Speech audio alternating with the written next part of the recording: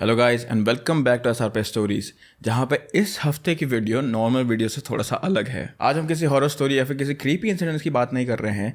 आज का जो हमारा वीडियो टॉपिक है वो है कॉर्पोरेट ब्लंडर के बारे में, जिसे सुनने के बाद तुम सभी के दिमाग में ये चीज आएगी कि how can a company mess this up so badly. ये वीडियो बहुत ज़्यादा लंबी है, तुम इसका रन टाइम से दिख ही रहा होगा। So I just want to tell you all कि नेक्स्ट वीक या फिर फ्यूचर में अगर तुम लोग ये वीडियो देख रहे हो तो मेरा नया गाना आ चुका है जिसका नाम है SNC. It is available on all the platform, but I think तुम सभी लोग Spotify पे सुनते हो। And here is snippet of my song. First thing on my mind, first thing on my trust, साथ में मेरा क्यों हम सिख पाऊं माहिया, क्यों न मुझसे छुपा दर्द जो है तेरा साथिया।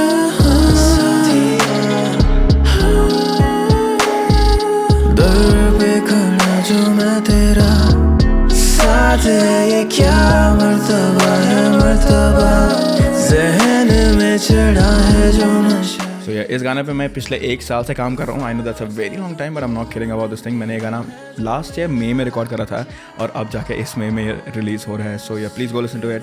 आई am sure that you will like it. But now let's come back to the video topic.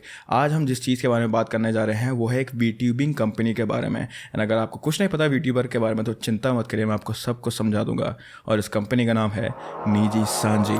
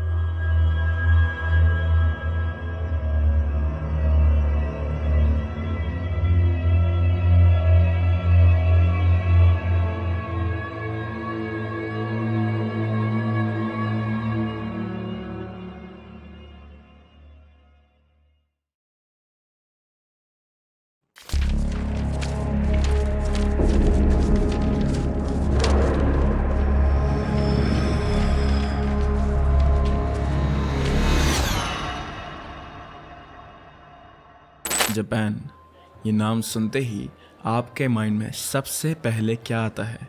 वहाँ का फूड, कल्चर, वहाँ के hi-tech cars and bullet trains. And I know आप में से बहुत सारे लोगों के माइंड में एनिमे भी आया होगा। स्पाई मिशन वक वक।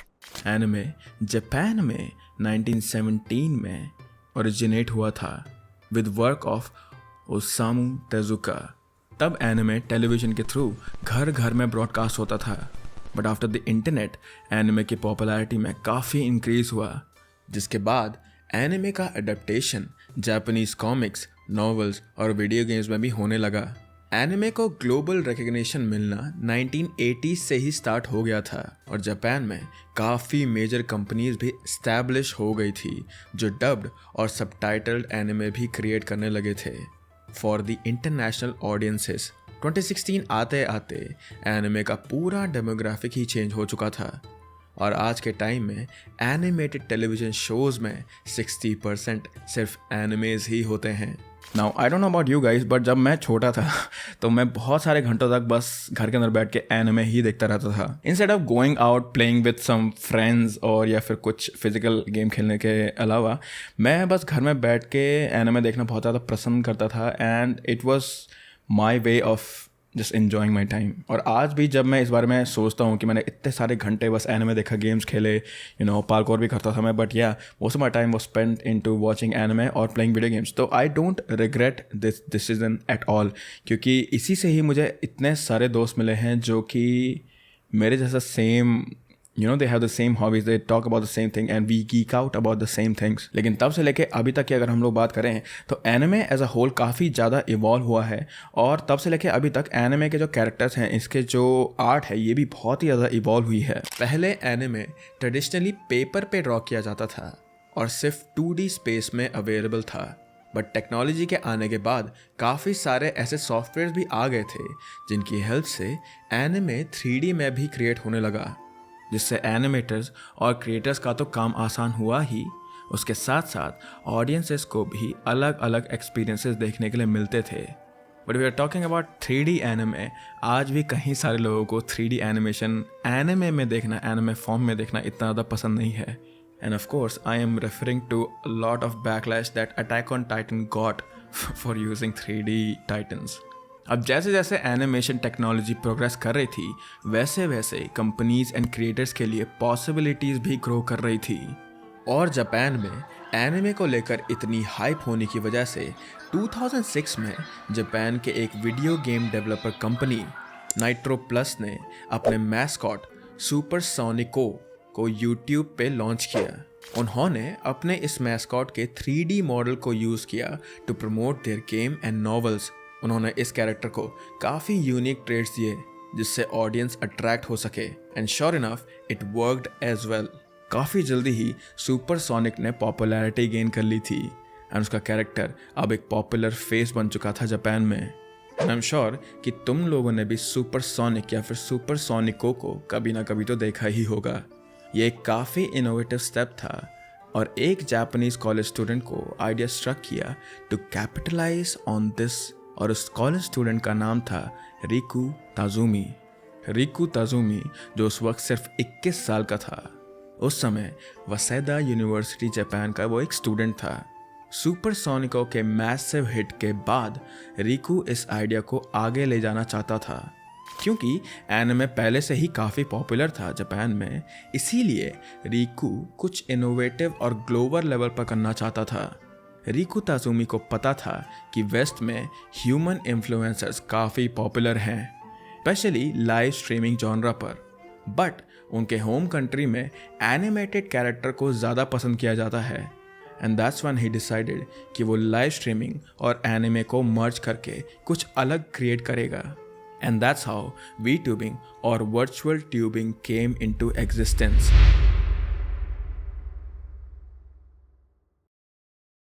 अगर हम वी ट्यूबिंग की बात करें तो ये यूट्यूब की तरह ही है। द ओनली डिफरेंस इज़ कि जैसे मैं एक यूट्यूबर हूँ और जैसे मैं अपने फेस और अपनी वॉइस इस कैमरा के सामने रिवील करता हूँ, इससे बहुत ही अलग वी ट्यूबिंग होती है। वी ट्यूबर्स एक 2D या 3D मॉडल का यूज़ करते हैं अपनी ऑडियंसेस से कनेक्ट करने के लिए। कोई भी यूट्यूबर वी ट्यूबर हो सकता है अगर वो instead of showing his face और देयर फेस एक एनिमेटेड कैरेक्टर के थ्रू अपनी वीडियोस बनाए या फिर लाइव स्ट्रीम करें। हाउ दिस वर्क्स, लाइक तूने क्या किया है, लाइक तूने ये सेटअप कैसे किया है? सो बेसिकली मेरा जो मॉडल है उसको लाइव 2D मॉडल कहते हैं। और मैं वीट्यूब स्टूडियो यूज़ करती हूँ अपना मॉडल लोड करके, एंड देन मैं अपना आईफोन यूज़ करती हूँ अपना फेस ट्रैक करने के लिए, और जिगल फिजिक्स के लिए तो बस मुझे हिलना पड़ता है यार। Don't jiggle bro, तू जानबूझ के जिगल कर रही है क्या? What the So in easy words, just replace the whole person with a 2D or a 3D character. In 2017, Riku ने यूनिवर्सिटी से ड्रॉप आउट कर लिया जस्ट सो दैट वो अपने इस आइडिया पर वर्क कर सके। And the idea was simple.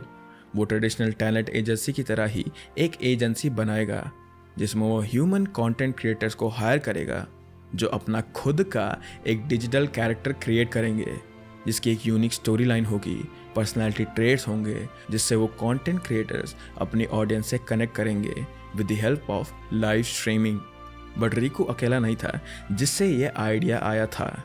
Super सोनिको के मैसिव सक्सेस के बाद काफ़ी कंपनीज ने अपनी एडवर्टाइजिंग और प्रमोशन के लिए इस कॉन्सेप्ट का यूज़ करना स्टार्ट कर दिया था। एमी यामाटो जो एक यूट्यूबर हैं, वो अपनी वर्चुअल कैरेक्टर की हेल्प से अपनी वीडियोस बना रही थी। सो एमी ये चीज़ काइंडा पहले से कर रही थी।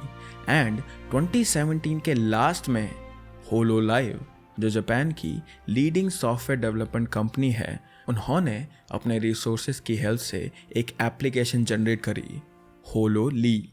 इस एप्लीकेशन की हेल्प से कोई भी अपना डिजिटल 3D मॉडल बना सकता था और सिर्फ एक ऐप की हेल्प से होलो लाइव ने अपनी पूरी एजेंसी क्रिएट कर ली जिसमें 52 वीट्यूबर्स प्रेजेंट हैं with a collective subscriber of 43 million. That is a very big number. hololive as a agency Japan में आज भी काफ़ी पॉपुलर है और उनके काफ़ी वीट्यूबर्स में से ही एक है किजुना आई। किजुना आई ने वीट्यूबिंग में इतनी पॉपुलैरिटी गेन करी है कि आज के टाइम में उसका फेस या फिर उसका कैरेक्टर एक काफ़ी बड़ी कंपनी से एसोसिएटेड है, कि जूना का कैरेक्टर टेलीविज़न पर भी आ चुका है and she is even making music now. So Hololive एक काफ़ी बड़ी सक्सेस थी, बट रिकू ताजुमी के स्टार्ट करने से पहले ही उनके लिए एक बड़ा कॉम्पिटिटर आ चुका था। स्टिल रिकू ने 2018 में अपनी खुद की कंपनी लॉन्च कर दी with the name of Ichikara, which literally means from the scratch. लेकिन बाद में उन्होंने इचिकारा से अपनी कंपनी का नाम एनी कलर कर दिया था एंड इसी कंपनी के अंडर उनकी टैलेंट एजेंसी आती है, जिसका नाम मैंने इस वीडियो की शुरुआत में बोला था, Nijisanji. Just at the age of 21 Riku ने अपनी कंपनी स्टार्ट कर दी थी एंड इवन दो होलोलाइव ने रिकू से पहले ही कॉन्सेप्ट को लॉन्च कर दिया था, स्टिल रिकू के कुछ ऐसे आइडियाज थे जो होलोलाइव और एनी कलर को एक दूसरे से बहुत अलग करते थे। होलोलाइव अपने कैरेक्टर्स को बनाने के लिए 3D मॉडल्स यूज़ करता था, जो समझने में और यूज़ करने में काफ़ी कॉम्प्लेक्स होते थे और इसी वजह से एक से ज़्यादा आदमी की ज़रूरत पड़ती थी उनके कैरेक्टर्स को क्रिएट करने के लिए। और वहीं नीजी सांजी में 2D कैरेक्टर्स भी क्रिएट करे जा सकते थे, जो कि 3D मॉडल के कंपैरिजन में ऑपरेट करने बहुत ही ज़्यादा ईजी होते थे एंड ज़्यादातर केसेस में एक सिंगल पर्सन भी इन्हें क्रिएट और मैनेज कर सकता था।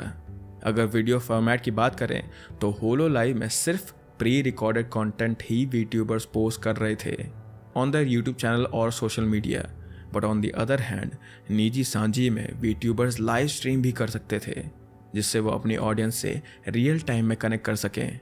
इन दो यूनिक पॉइंटर्स की वजह से बहुत ही जल्द नीजी सांजी ने पॉपुलैरिटी गेन कर ली थी और आज नीजी सांजी के अंदर 143 वीट्यूबर्स साइंड हैं और कलेक्टिवली उन्हें 30 मिलियन सब्सक्राइबर मौजूद हैं।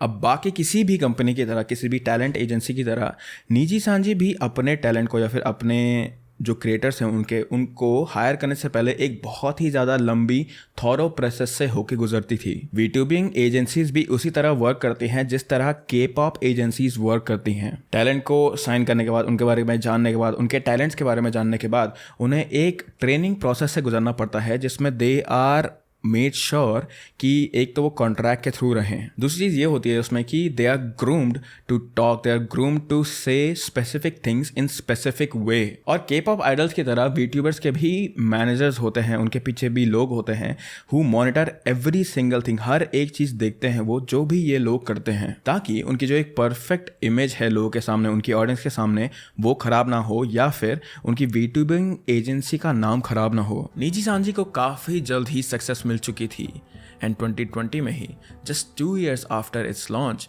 रिकू ताजुमी की नेटवर्थ अराउंड $2.5 बिलियन में पहुंच चुकी थी। काफ़ी बिग कंपनीज भी अब नीजी सांजी में इन्वेस्ट कर रहे थे and the company raised $6.5 million from the investors. अब क्योंकि 2018 से 2020 तक वीट्यूबिंग सिर्फ जापान में ही बेस्ड थी और इसकी वजह से वीट्यूबर्स और उनके इंटरनेशनल ऑडियंस के बीच में एक बैरियर क्रिएट हो गया था। सो इसी बढ़ते कंसर्न की वजह से नीजी सांजी ने अपने प्री रिकॉर्डेड कंटेंट में सबटाइटल्स ऐड करना स्टार्ट कर दिया, बट उनके लिए लाइव कंटेंट में अभी भी लैंग्वेज प्रॉब्लम आ रही थी। इसीलिए जो मनी इन्वेस्टर से रेज हुआ था उसकी हेल्प से रिकू ने नीजी सांजी को globally South Korea, Indonesia, India और चाइना में एक्सपैंड करने का डिसाइड किया। अब from all over the world different VTubers with different cultures and languages Nijisanji के साथ वर्क कर रहे थे, जिसकी वजह से वीट्यूबर्स और नीजी सांजी दोनों ही ग्लोबल रिकग्निशन मिल रहा था उन्हें। वीट्यूबिंग और आइडल कल्चर को भी मर्ज करके न्यू इनोवेटिव आइडियाज़ नीजी सांजी प्रमोट कर रहे थे। उनके फेमस वीट्यूबर्स अपने सॉन्ग्स और एल्बम भी रिलीज़ कर रहे थे with high quality music videos as well, और उनके खुद के मर्चेंडाइज भी बनने लगे थे। नीजी सांजी के अंदर वीट्यूबर्स को अच्छा खासा एक्सपोजर मिल रहा था और सेलिब्रिटीज़ की तरह ही वो ब्रांड को प्रमोट करते थे and they soon became the faces of many big brands. और उनके मोनेटाइज वीडियोस, डोनेशंस और सुपर चैट के अलावा यही उनका मेन सोर्स ऑफ इनकम भी होता था। अब ये कहना गलत नहीं होगा कि नीजी सांजी में वीट्यूबर्स की लाइफ और उनका प्रोफेशन दोनों ही काफ़ी अच्छा था। उन्हें बस अपने एक एवतार क्रिएट करना है, उससे एंटरटेनिंग बनाना है and people will watch it and hopefully like it. और बिना अपनी आइडेंटिटी रिवील करे वो अपने घर के कंफर्ट से ही या तो दुनिया की या फिर जापान की नेक्स्ट बिग थिंग बन सकते थे। पर जैसा कि हम सभी जानते हैं, हर चमकती चीज़ सोना नहीं होती। And that's the same for VTubers जो निजी सांजी के अंदर थे।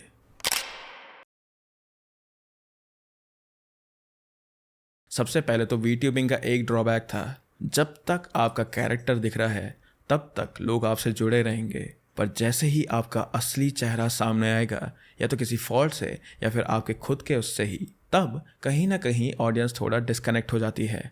एंड इस बारे में यूट्यूबर्स को भी काफ़ी चिंता होती रहती है। फॉर एन एग्जाम्पल, आप ये वाला वीडियो देखिए। I had to put it away. I got this little, I thought it was a coin purse, but it's got it. Oh. I have headbands on. Hold on, can you see my forehead? What can you see? I got a headband on with a face mask. So इस video को देखकर आपको समझ आ गया होगा the fear, the look on their face when they know कि उनकी असली आइडेंटिटी रिवील हो गई है। But now coming back to Nijisanji. Nijisanji के अंदर हायर होने से पहले वीट्यूबर्स को एक कॉन्ट्रैक्ट साइन करना पड़ता है, जिसमें कुछ गाइडलाइंस होते हैं जो सभी को फॉलो करने हैं। और इन्हीं गाइडलाइंस की वजह से वीट्यूबर्स की खुद की कोई प्राइवेसी नहीं रहती, क्योंकि इस कॉन्ट्रैक्ट में ये साफ स्टेटेड होता है कि वीट्यूबर्स को अपने सभी सोशल मीडिया, अपने अवतार का एक्सेस, इवन अपनी लोकेशन और हर छोटी से छोटी डिटेल भी अपने मैनेजर्स को देनी पड़ती है। और मैनेजर्स कोई भी चेंजेस कर सकते हैं इसमें। They can even delete your stuff from their social media with the name कि ये कंपनी की गाइडलाइंस के अगेंस्ट है, और उसके अगेंस्ट वीट्यूबर्स कुछ भी कह नहीं सकते और ना ही वो कुछ कर सकते हैं, because it will cost them their jobs. But in सब के बाद भी हर साल कई वीट्यूबर्स निजी सांजी के साथ कॉन्ट्रैक्ट साइन करते हैं। ऐसा क्यों? क्योंकि at the end of the day उन्हें वो रिसोर्सेज और एक्सपोजर चाहिए जो उन्हें ये टैलेंट एजेंसी प्रोवाइड कर सकती है। इवन दो वीट्यूबिंग 9 to 5 की तरह नहीं होती, जिसमें किसी पर्सन को उतने आवर्स डेडिकेट करने ही होते हैं, बट स्टिल वीट्यूबर्स के लिए ये काफ़ी मेंटली ड्रेनिंग हो जाता है। निजी सांजी के ग्लोबल सक्सेस के साथ अब कुछ ऐसी बातें भी सबके सामने आ रही थी जिनकी वजह से वीट्यूबिंग कम्युनिटी में काफ़ी क्वेश्चंस खड़े हो रहे थे। And the most asked question was, क्या वीट्यूबर्स की ग्लैमरस लाइफ जो हमारे सामने पोर्ट्रेट हो रही है वाज अ ट्रुथ, और वाज निजी Sanji hiding something big?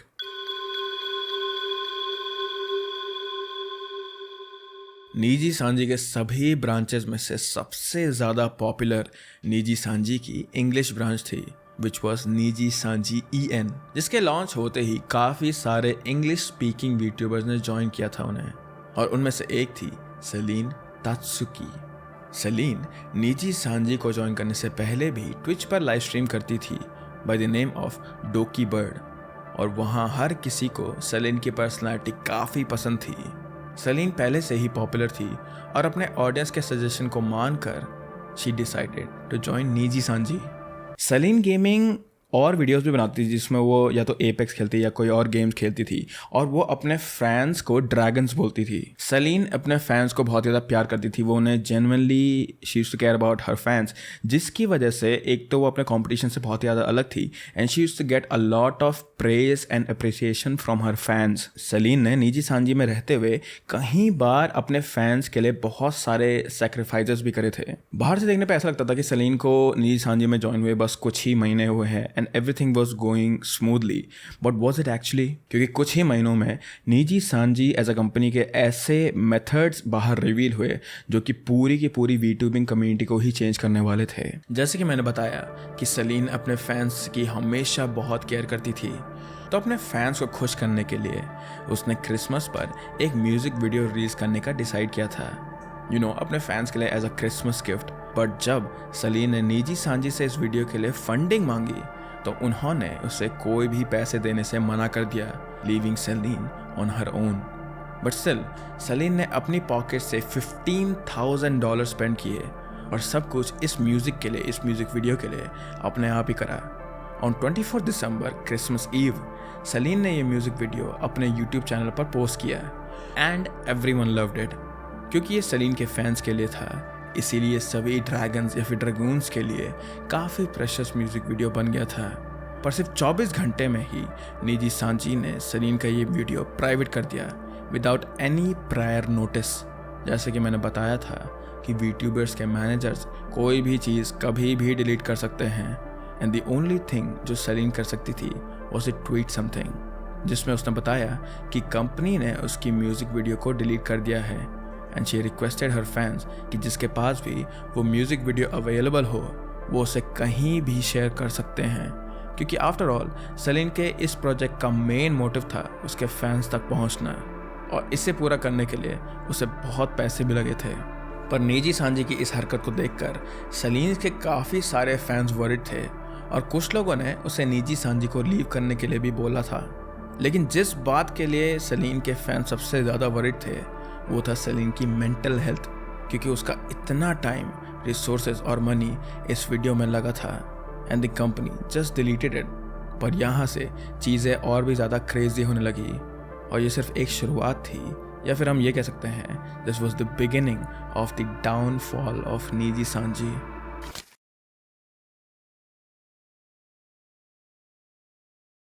Saleen के म्यूजिक वीडियो डिलीट होने के 2 दिन तक एब्सोल्यूट साइलेंस रहा। ना ही कंपनी ने और ना ही सलीन की तरफ से कोई अपडेट मिल रहा था। बट ऑन 27 दिसंबर सलीन ने एक ट्वीट किया जिसमें उसने बताया कि उसका एक्सीडेंट हुआ था जिसकी वजह से वो अभी हॉस्पिटल में है। ये ट्वीट देखने के बाद हर फैंस गॉट वेरी वरिड और हर कोई सलीन की बेटर हेल्थ के लिए प्रे कर रहा था।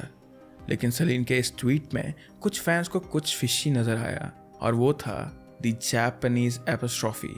अब क्योंकि Japanese apostrophe normal English font से अलग होता है, इसलिए फैंस को ये लग रहा था कि शायद ये ट्वीट सलीन ने नहीं बल्कि उसके मैनेजमेंट टीम में से किसी ने किया है। हर कोई अपना अपना अंदाज़ा लगा रहा था और बस निजी सांची को इन सब के लिए ब्लेम करे जा रहे थे लोग। ऑन 31 दिसंबर सलीन के अकाउंट से एक और ट्वीट हुआ कि she is out of the hospital और वो अपनी फैमिली के साथ है and she is fine now. And sure enough इस ट्वीट में नॉर्मल एपोस्ट्रॉफी ही यूज़ हुआ था। सलीन के इस ट्वीट के बाद 2 वीक्स तक कोई अपडेट नहीं मिला था उसके फैंस को। बट ऑन 11 जनवरी निजी सांची ने एक ट्वीट करा सेइंग कि सलीन आने वाले एनिमे इम्पल्स इवेंट में शामिल नहीं हो पाएगी, जो कि 13 to 14 जनवरी में होने वाला था। और इस ट्वीट के बाद देयर वाज अगेन साइलेंस। अब हर कोई सलीन के वेलबींग को लेकर काफ़ी वरिड था, लेकिन 2 वीक्स और पास हो चुके थे और सलीन के लास्ट अपडेट को अब 1 मंथ हो चुका था। अभी भी किसी को नहीं पता था कि आखिर सलीन कहाँ है और कैसी है। सलीन के फैंस निजी सांची एजेंसी से क्वेश्चंस पूछ रहे थे, उन्हें आंसर्स चाहिए थे, और उन्होंने इस चीज़ के लिए एक हैशटैग शुरू करा वेयर इज सलीन, क्योंकि ना ही निजी सांची, सलीन के यूट्यूबर फ्रेंड्स या फिर उसके फ्रेंड्स को भी नहीं पता था कि वो आखिर में है कहाँ। यहाँ से ही निजी सांची का मिसमैनेजमेंट लोगों के सामने आ रहा था, क्योंकि उनकी एक यूट्यूबर हॉस्पिटलाइज हुई है and they were just keeping their mouth shut. ये हैशटैग स्टार्ट होने के कुछ दिनों बाद ही सलीन तात्सुकी नेम के अंदर जो भी वीडियो और कंटेंट था वो सब कुछ डिलीट हो चुका था, एंड इवन सलीन का ट्विटर भी प्राइवेट कर दिया गया था। पर सलीन के फैंस पर सबसे बड़ा बॉम्ब तब ड्रॉप हुआ जब निजी सांची ने अपने ट्विटर पर एक नोटिस पोस्ट करा अबाउट सलीन तात्सुकी टर्मिनेशन। अब यहाँ पे 2 टर्म्स ऐसे हैं जिनके बारे में हमें जानना बहुत ज़रूरी है। सबसे पहला है graduation and then second one is termination. जब कोई यूट्यूबर कंपनी लीव करने वाले होते हैं ऑन गुड टर्म्स, तब उनका ग्रेजुएशन होता है उस कंपनी से। उस यूट्यूबर को एक फेयरवेल लाइव स्ट्रीम करने का भी मौका मिलता है to talk with their fans for one last time, और सब कुछ बहुत पीसफुली होता है। अगर हम ग्रेजुएशन टर्म की बात करें तो जो लोग भी यहाँ पे ऑफलाइन टीवी देखते हैं उन्होंने पोकीमेन की ग्रेजुएशन वीडियो देखी होगी ऑफलाइन यूट्यूब चैनल पर। What are these so-called things in the future maybe that you might be thinking about pursuing? I think I'm just trying a lot of new stuff right now. And ये clip देख के आपको लग रहा होगा how everyone involved in this company or in this small studio you can say was congratulating Pokimane for leaving offline TV. They were sad but happy for her. और इसीलिए in good terms बोलना यहाँ पे बहुत ज़्यादा ज़रूरी है, क्योंकि graduation is associated with good term leaving. But termination on the other hand is basically just firing the VTuber. और कई केसेस पास्ट में ऐसे आ चुके थे जिनमें उस टर्मिनेशन का कोई एग्जैक्ट रीज़न भी नहीं होता था, और यही सेलिन के साथ भी हुआ। सेलिन का टर्मिनेशन लेटर बहुत ही वेगली लिखा हुआ था और उसमें कोई भी एग्जैक्ट रीज़न नहीं था कि निजी सांजी ने क्यों सेलिन को टर्मिनेट किया है। उसमें बस इतना लिखा था कि Selen has breached many company rules, जो सभी वीट्यूबर्स जो निजी सांजी के अंदर आते हैं उन्हें फॉलो करने होते हैं।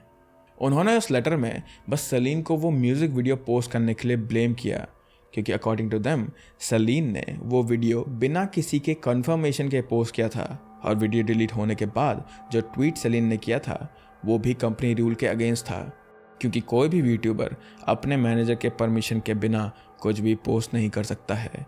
अब इस टर्मिनेशन लेटर में कुछ ऐसी बातें थी जिनकी वजह से सभी के कंसर्न रेज हो रहे थे, like saying we are being mindful of her physical and mental health, remaining considerate of her current situation, and the last one कि हमने सेलिन की इमरजेंसी कॉन्टैक्ट से बात करी है। अब हर किसी का यही सवाल था कि निजी सांजी का सेलिन की करंट सिचुएशन से क्या मतलब था। उन्होंने सेलिन के इमरजेंसी कॉन्टैक्ट से क्यों बात करी। इस लेटर के लास्ट पैराग्राफ में ये रिवील हुआ कि सेलिन कंपनी को सू करने वाली है, and the shocking thing was Selen को बुली किया जा रहा था बाय अदर यूट्यूबर्स। हर कोई कंप्लीट शॉक में था इस पूरे लेटर को पढ़ने के बाद। पहले सेलिन का हॉस्पिटलाइज होना, फिर आउट ऑफ नोवेयर सेलिन का टर्मिनेशन लेटर, और अब ये मालूम चलना कि सेलिन को बुली भी किया जा रहा था। This made everyone furious. Finally बहुत वेट के बाद ऑन 5 फरवरी सेलिन ने एक ट्वीट किया अपने डोकी बर्ड अकाउंट से, जिसमें उसने कुछ ऐसा रिवील किया जो कि सबको हिला के रखने वाला था। सेलिन ने बताया कि वो हॉस्पिटलाइज किसी एक्सीडेंट की वजह से नहीं, बल्कि इसलिए हुई थी क्योंकि उसने आत्महत्या करने की कोशिश करी थी, because of all the bullying and the toxic environment of निजी सांजी, जिसे वो काफ़ी महीनों से फेस कर रही थी। इन सब के बावजूद भी सेलिन एक पीसफुल ग्रेजुएशन चाहती थी, अपने फैंस से एक लास्ट बार लाइव स्ट्रीम पर बात करके सब कुछ अच्छे टर्म्स पर ख़त्म करना चाहती थी वो। But what did her company do? They just fired her. उनके एक टैलेंट ने सुसाइड अटेम्प्ट किया था उनकी मिसमैनेजमेंट और टॉक्सिक एनवायरनमेंट की वजह से, and the only thing they could do was care for their own reputation. But इतना ही नहीं, इस सब के बाद भी चीज़ें वर्स होती गई। Remember the Japanese apostrophe. Turns out निजी सांजी ने 26 दिसंबर को सेलिन के सोशल मीडिया का एक्सेस लिया था, और जो ट्वीट सेलिन के अकाउंट से हुआ था 27 और 21 दिसंबर को, वो निजी सांजी ही थे, विच मीन्स निजी सांजी वॉज एक्चुअली इम्पर्सनेटिंग हर, और उसके फैंस का स्पेकुलेशन बिल्कुल सही था। अब हर कोई फ्यूरियस था और सभी ने डोकी बर्ड के चैनल का लिंक हर जगह स्पैम करना स्टार्ट कर दिया था, और एक और हैशटैग भी शुरू कर दिया था, सिंक द यार्ड, जिसका मतलब था कि हर कोई निजी सांजी के सीईओ रिकू ताजुमी का डाउनफॉल चाहता था। निजी सांजी ने अपना नाम जापान के ब्लैक कंपनीज में भी शामिल कर लिया था, और काफ़ी बड़ी कंपनीज ने, निजी सांजी के प्रीवियस पार्टनर्स ने और investors like SBI investment and के लैब, उन्होंने भी निजी सांजी के साथ काम करने के लिए मना कर दिया था। So this was a huge step back for them money wise. इतना सब कुछ होने के बाद भी निजी सांजी ने अपोलोजाइज नहीं करा। उन्होंने बस एक स्टेटमेंट रिलीज करा जिसमें उन्होंने ये कहा कि इस डिसीजन की वजह से उनका जो इम्पैक्ट है, जो फाइनेंशियल इम्पैक्ट है, वो बस नेग्लिजिबल ही रहेगा। इस स्टेटमेंट के पहले असली में उनकी फाइनेंशियल सिचुएशन में इतना ज़्यादा लॉस नहीं हो रहा था, लेकिन ये स्टेटमेंट रिलीज होने के बाद ही निजी सांजी को उनके फाइनेंशियल रिपोर्ट्स में सीधा 10% ड्रॉप हुआ, विच वॉज वर्थ $152 मिलियन, जो निजी सांजी जैसी बड़ी कंपनी के लिए ज़्यादा बड़ा लॉस तो नहीं है, बट इस टाइप का sudden drop will not look good to future investors. On the other hand Selen, who is now Dokibird, finally free थी। उसे काफ़ी अच्छे लोग भी मिल गए थे जिनके साथ अब वो काम कर रही थी। डोकी बर्ड की रिटर्न लाइव स्ट्रीम पर 1,20,000 लाइव व्यूवर्स थे, और ये नंबर पूरे 2 घंटे की लाइव स्ट्रीम में बिल्कुल भी नहीं बदला, which is a very huge thing for any YouTuber. अब फाइनली सब कुछ ठीक ठाक लग रहा था और सब कुछ यहीं पर ख़त्म भी हो जाता, but Nijisanji still manage to somehow mess this even more. 12 Feb को डोकी बर्ड ने ट्वीट किया कि वो 13 फरवरी को एट 1:30 CET वो अपने चैनल पर नियोपेट्स खेलेगी और अपने फैन से बात भी करेगी। But on the same day and even on the same time निजी सांजी ने एक लाइव स्ट्रीम अनाउंस किया जो उसके 3 सबसे फेमस वीट्यूबर्स करने वाले थे by the name addressing the situation. इस टाइटल से ही हर कोई समझ चुका था कि वो सलीन के बारे में ही बात करेंगे and that's exactly what happened. To summarise the whole live stream, उन्होंने जो कुछ भी हुआ उसके लिए बस सलीन को ब्लेम करा। उन्होंने सलीन को मेंटली अनस्टेबल भी बोला और बताया कि वो कई बार कंपनी के रूल्स के अगेंस्ट गई है। She had been asked to send the content of her music video to her manager in advance of the release date so it could be checked for content, etc., which is something that all livers agree to do. Her manager communicated with her about this very clearly, but she released her cover without giving management time to check it, and as a result, it needed to be made private. It was going to be made public again once the checks had cleared. Management absolutely intended to let her release the cover once they'd made sure that it was okay to release. उसके managers ने कई बार उसे contact करने का try किया लेकिन उनका सलीन से कोई कांटेक्ट नहीं हो पाया। उनके सभी एलिगेशंस बस सलीन की म्यूज़िक वीडियो पोस्ट करने के अराउंड ही रिवॉल्व कर रहे थे और वो ये कह रहे थे कि कैसे सलीन ने अपनी कंपनी को और फेलो वीट्यूबर्स को लेट डाउन किया था, ये बोल के कि वो सब लोग उसे बुली करते थे। She almost lost her life और अभी भी कंपनी बस खुद को ही डिफेंड कर रही थी। इस टाइम पर डोकी बर्ड का भी लाइव स्ट्रीम कंटिन्यू था और उसके comments were filled telling her to look into the matter, पर सलीन ने इन सभी कमेंट्स को इग्नोर ही करा।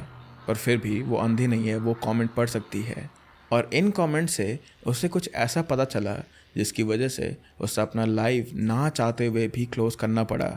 वो तीनों वीट्यूबर्स ओपनली ये कह रहे थे कि जो लीगल डॉक्यूमेंट सलीन के लॉयर्स ने निजी सांजी को भेजे हैं वो उन्होंने थॉरली देखे हैं और पढ़े भी हैं, लेकिन ये डॉक्यूमेंट्स निजी सांजी की लीगल टीम के अलावा और किसी को भी देखना अलाउड नहीं था। सलीन को जैसे ही ये पता लगा उसने अपनी लाइव स्ट्रीम बंद करी और अपने लॉयर्स को कॉल करा।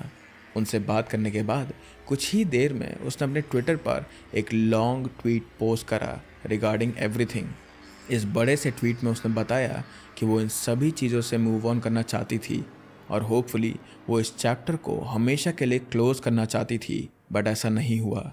उसने बताया कि ये डॉक्यूमेंट्स उसने अपने डार्केस्ट टाइम में लिखे थे जिससे उसके लॉयर्स को एक क्लियर पिक्चर मिल सके कि वो उस समय क्या फेस कर रही है और ये सब कुछ सिर्फ उसके लॉयर्स के लिए ही था।